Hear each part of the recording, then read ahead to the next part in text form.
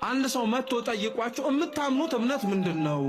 እስኪ ስለ ኦርቶዶክስ ተዋህዶ እምነት አስረዱኝ ብሎ ቢጠይቃችሁ እምትመልሱት መልስ ብታጡ የሃይማኖትን ጸሎት መጸለይ ትችላላችሁ።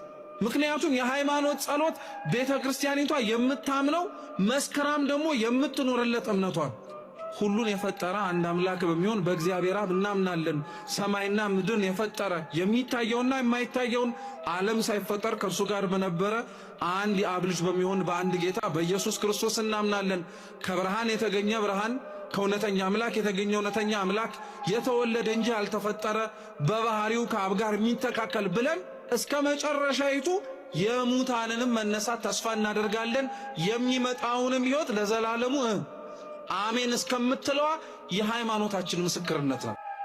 ብዙ ሰው ግን በነገራችን ላይ ምንድነው የምታምነው እስኪ ስለ ሃይማኖት ንገረኝ ተብሎ ሲጠየቅ ግን የሃይማኖት ጸሎትን ወይም ጸሎት ሃይማኖት